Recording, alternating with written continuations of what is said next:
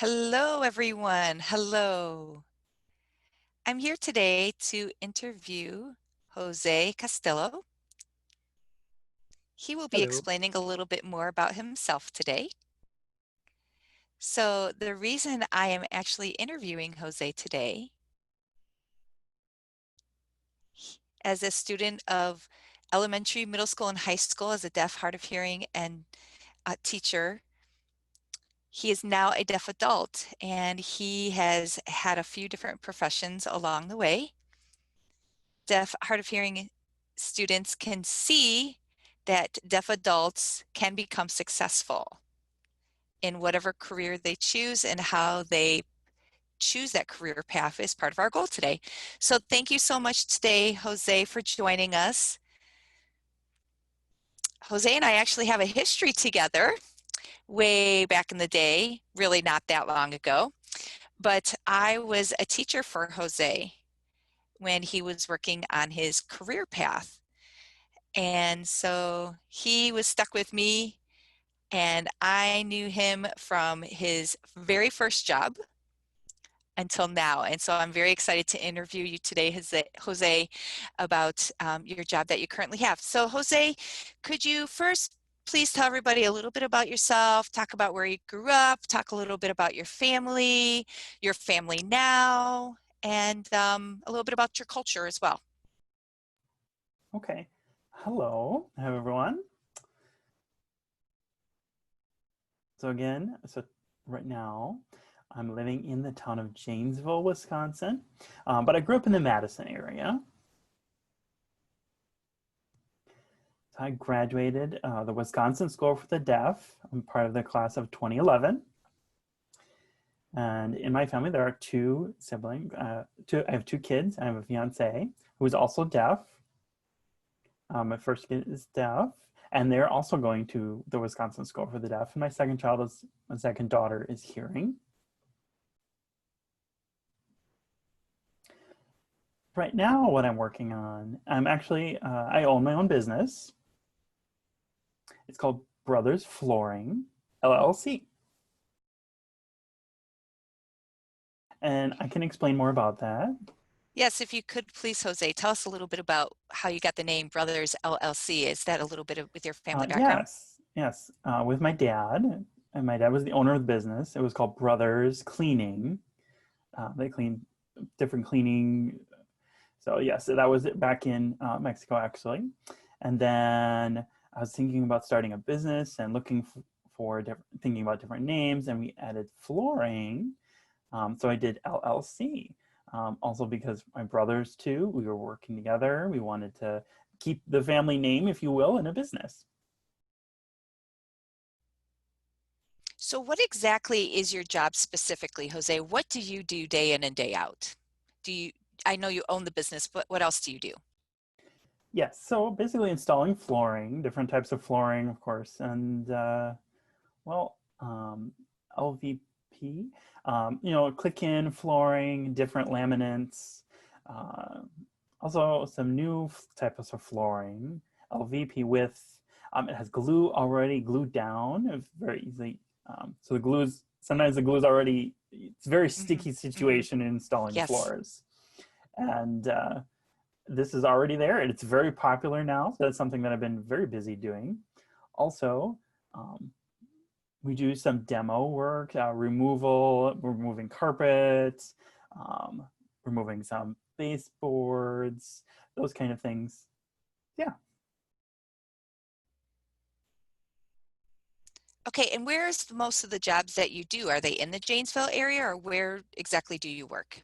really, really, I go all over the place. Um, yeah, all over Wisconsin, really. Um, yeah, anywhere I can get work. What do you love about your job? What exactly do you love about it?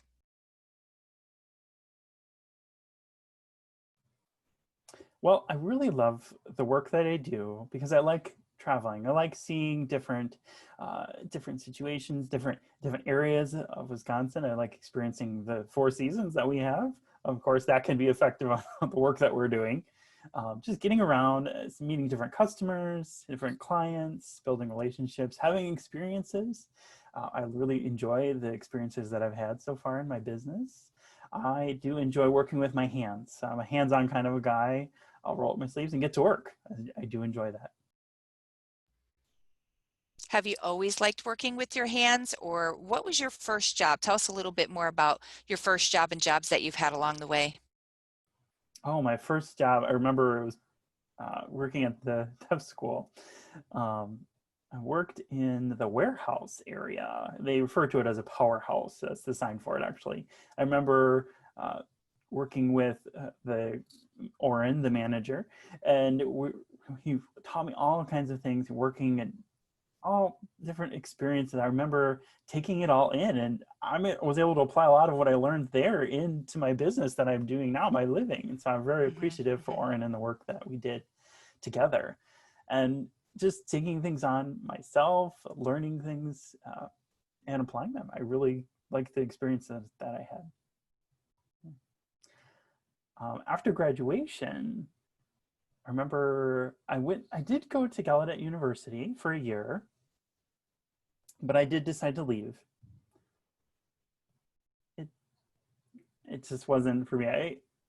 I wanted to help my family. I wanted to support the family. I was a single person, single guy at the time.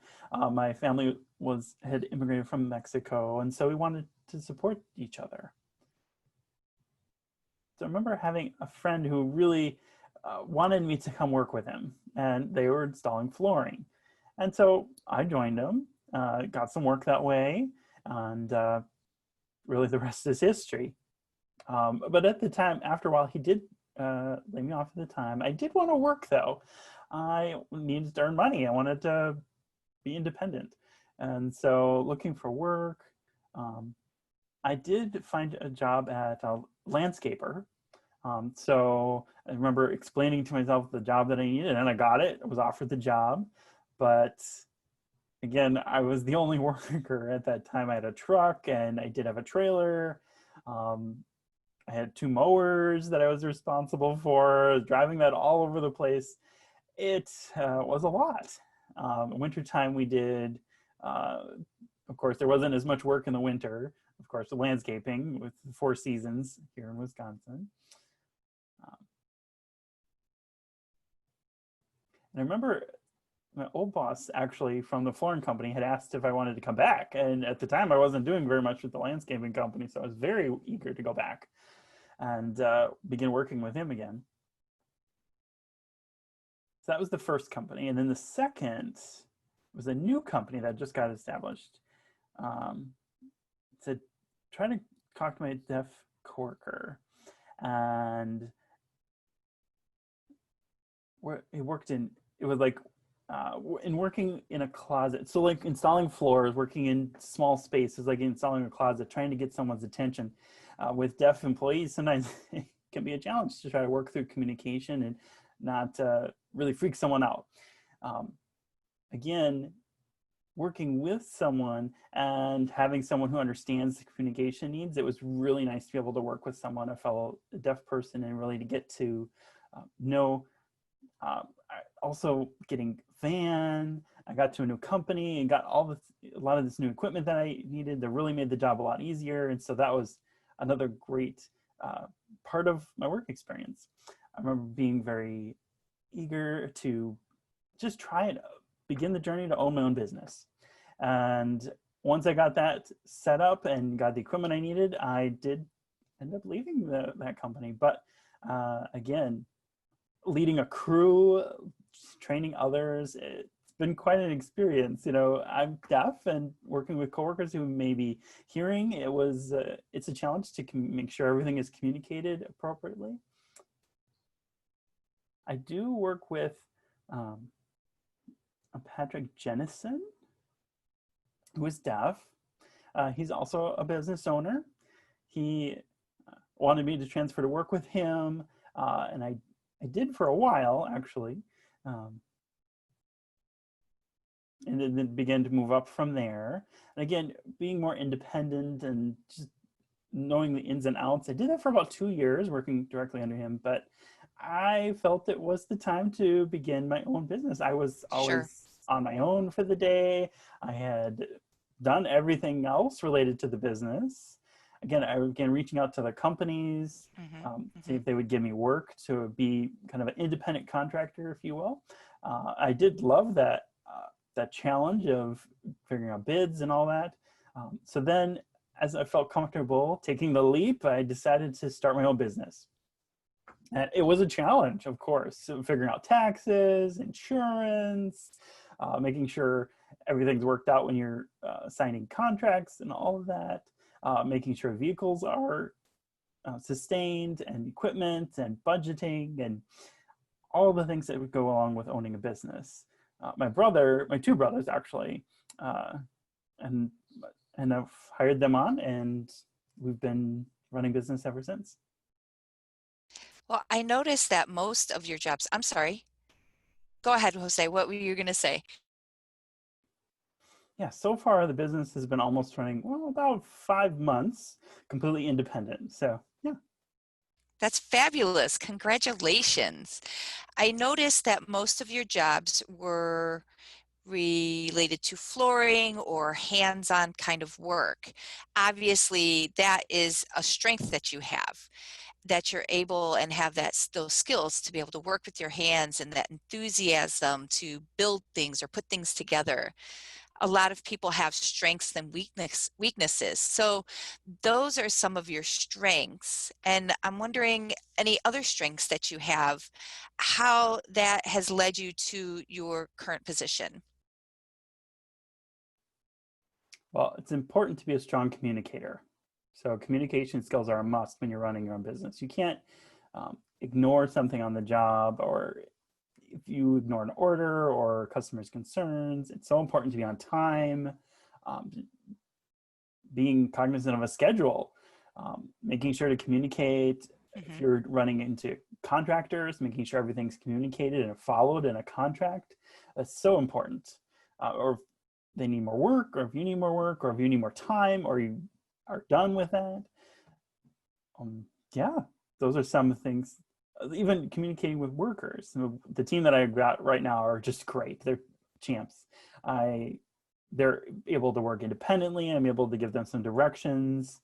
I'm able to finish 2 or 3 jobs a week, and then I can go on and complete other tasks that I need to do. So it's been great with that. Hmm. Managing time is just learning time management, managing not only my own schedule but also those of others too, making sure that they're fulfilling their tasks, finishing them appropriately. So that's another big consideration is managing time. So there are a lot of requirements with your job. When you were in high school, is that something that you wanted to work with? Is that what you saw yourself doing in the future? And as far as people who are in high school now, if they wanted to work in the same kind of industry that you're in, what would do they need to go to college or what do you suggest for them to do? Yeah, really, there's training that goes with it. Knowing how to install the floors, learning how to do that. To become great at it, really, you need the skills, of course. It takes about a year or so to build up enough training and skills and experience. Without that, there's not really enough that you can do. If you, again, in the experience I had in working with different companies, that's what really helped me learn my craft.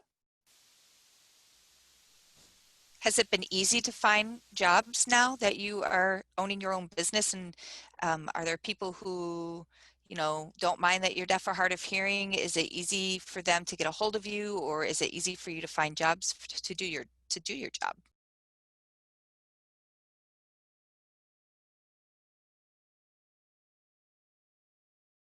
Like, for example, let me give you an example. So let's say I'm a high school student. I just graduated from high school. I'm not sure what to do. How can I find a job? I mean, are there jobs available out there for people to start learning the career? Yeah, I would try to figure out what workers want, what employers want. Stop by a work site, um, look at some resumes, see what their job qualifications, job requirements are. And if you don't If you don't get that job right away, try again. Fill out the application. Again, look for help wanted signs. Look at Craigslist. That's another good place to look. That's kind of where when I was looking for jobs, that's where I was looking labor, employment labor. That's looking garbage, different yard work, the snow shoveling, odd jobs. Yeah, and just clicking on those things, that'll show some job opportunities available, and if they require an application, go ahead and fill it out. That's where I'd recommend using that. And that's how my friends too, they were finding work that way, and that's how they kind of showed me how to apply and look for those different places. And so use your friends too. Use your friends as resources. Yeah. Important to just keep an open mind and keep looking. Don't just sit there and hope a job comes along your way. That's not going to work. You have to get up and start looking. You have to be proactive about it. Apply yourself and look for the job. So it seems like you've done a lot of work. So do you work Monday through Friday, 9 to 5? Is that typically your hours, or do you work nights or weekends sometimes? Because from what it sounds like, it looks like you work a lot. So tell us a little bit more about the hours that you work. Yeah, I work over 40 hours a week. Yeah. I get home usually around 8 or so at night. It's a lot of work. Um, every day I try to get home around 5 or 6, but again, depending on the schedule and the projects that I have, it could be as late as 8. A lot of contracts have requirements for weekends. Sometimes I ask my workers if they would like to work weekends, and they want to, then we go ahead and sign the contract to fulfill that requirement. So it just depends. So sometimes do you have any overnight jobs as well? Yeah, sometimes you do have to work overnight. I remember Like if working you're working till, at a store or something like that? yeah, sometimes overnight, like after 11, getting in the store, starting, you have to bring your own lights if there's not uh, proper lighting available. It just depends. Yeah. If there's new construction or no electricity installed, that's something too that has to be considered.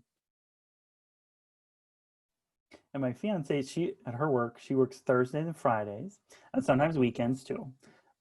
So then on those days, I have to make sure that my kids are looked after. So if I have to make sure someone else is finishing the project or finishing it on target, or if I have to go,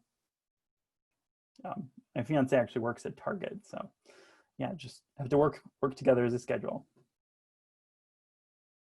And most kids want to know about money, right? So with the job that you currently have, can you live on your salary? Or do you need a second job or even a third job? What kind of message do you have? Because you were saying that you have a family, you have kids, and so you're wanting to make sure that you provide for your family. So can you explain a little bit about the flooring industry and if that job is a good enough job for you to earn a living and support your family? Like I just explained, again, if you want to make more money, you have to work overtime. You have to put in more work, in particular, do more jobs.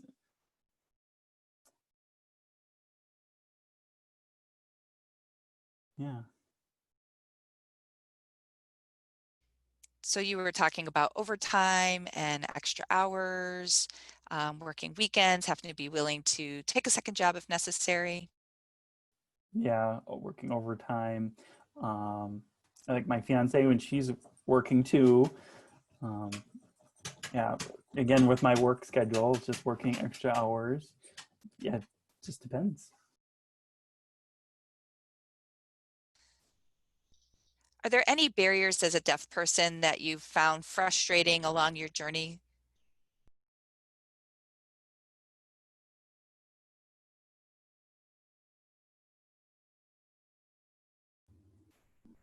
Yes, sometimes it's easy, sometimes there's been challenges.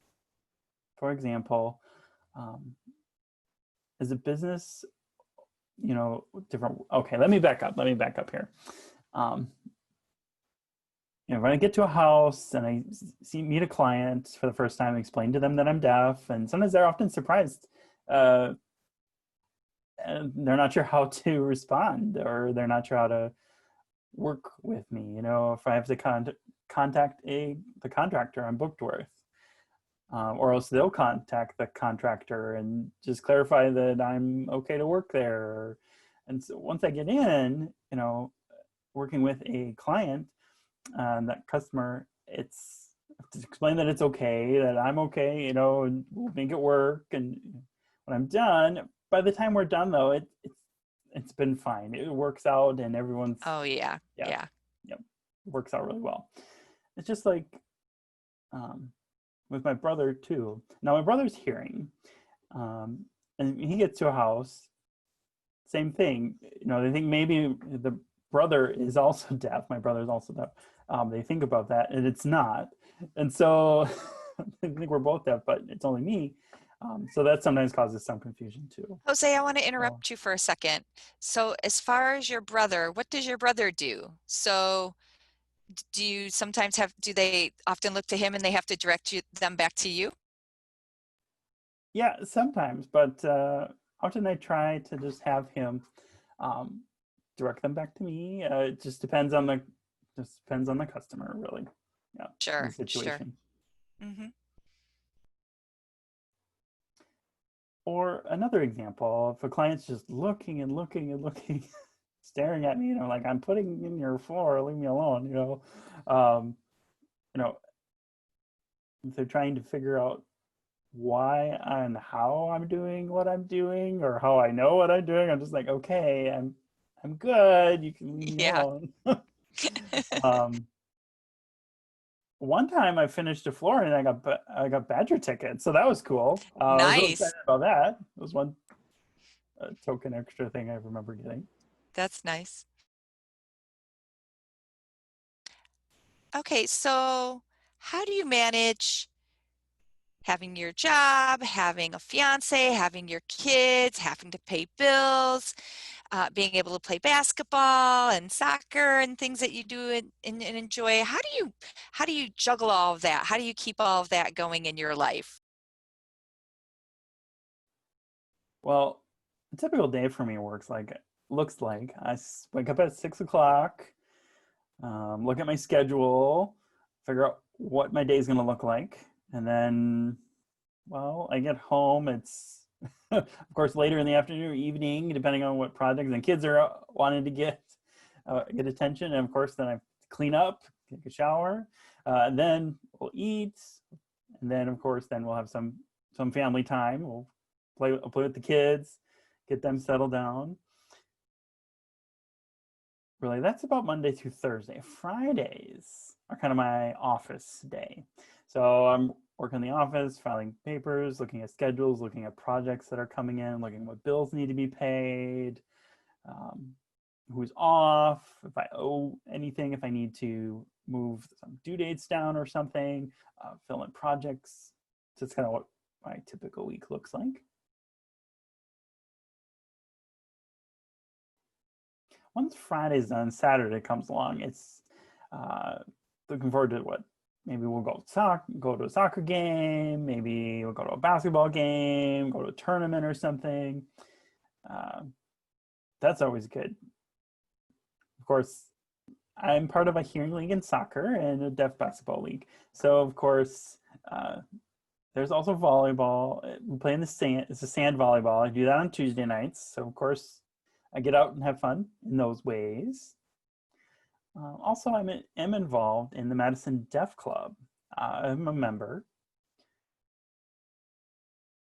and so that's how I'm involved in the deaf basketball team. And so that's my in there. It's also the Madison Deaf Club. I help with the fundraisers for Badgers games, uh, selling different the food stands, concessions. So I do help with that when I can. Different that money's used for uniforms, equipment, etc. For the tournament, sure, okay.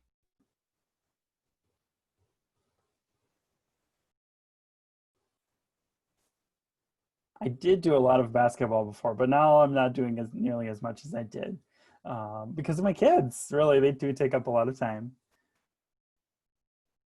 One of my kids does play soccer on the weekend, so that's if I am having to work, I end up missing some of their games. Um, then they go with their teammates and like, oh, they need me. I'm like, well, it's my job. I have to, provide for you guys. I have to go to work. So if I remember correctly, you were a defensive player. Am I correct? Are you still a defensive Yes, player? yes. And you're still playing defense every year. Oh, yes. Um, yeah, our team has won several championships in the tournament, so that we're pretty excited about. I do work on trying to improve my skills, but I do enjoy it. It's mainly for enjoyment. I'm exhausted just watching all of the activities that you do and how much you run around and everything you do, how you manage it. I have no idea. Well, I have one final question for you, Jose.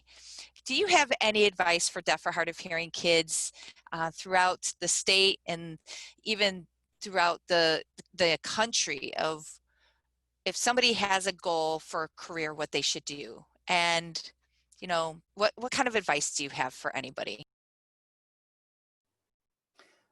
Well, one important tool is really to have goals, to work towards those goals.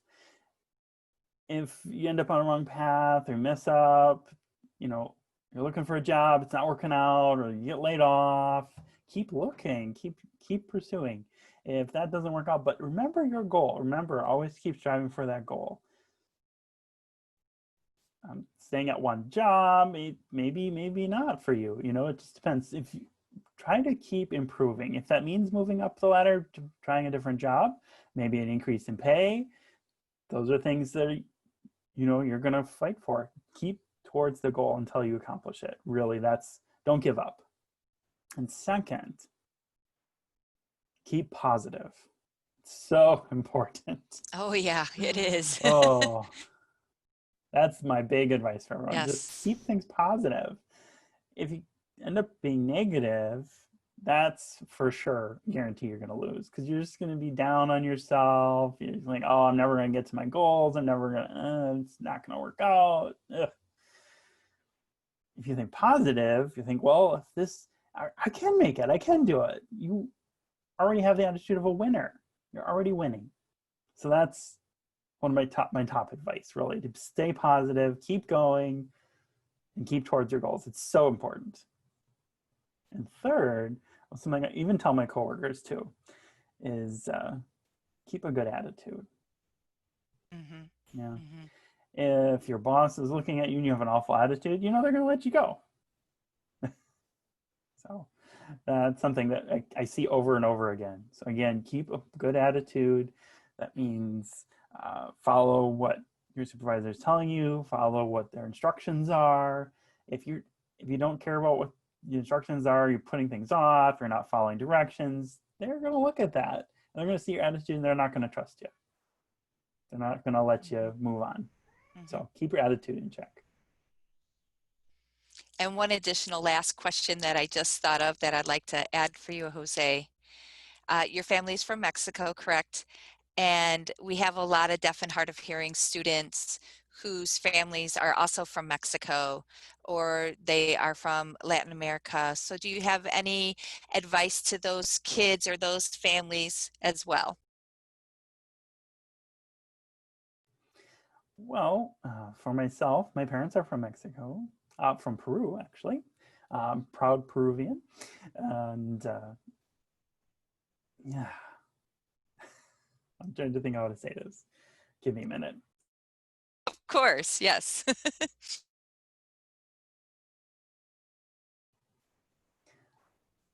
I know with Spanish families and people from families from Mexico, the Latino families, the biggest thing is family. Make sure to take care of your family and do a good job. And don't be afraid of hard work. So make sure you're able to support your family. And the only way you can do that is by working. And so rolling up your sleeve, that's the Spanish culture. That's Latin culture. We roll up our sleeves, we go to work, and we support our families. And so that's something that, yeah, work to support your family. Well, thank you so very much. You almost made me cry a little bit. I'm just so inspired by you, and I'm so proud of you, Jose. Um, I've known you since you were, a teenager, and to see you grow from a teenager to a business owner, it inspires me how much you've grown as a person and that you've accomplished those goals. It's just so inspiring. So thank you so very much, Jose, for being here today with us. Thank you for sharing your story. Thank you. You're most welcome. All right. Well, thank you so much. That concludes our interview for today. Bye, everybody.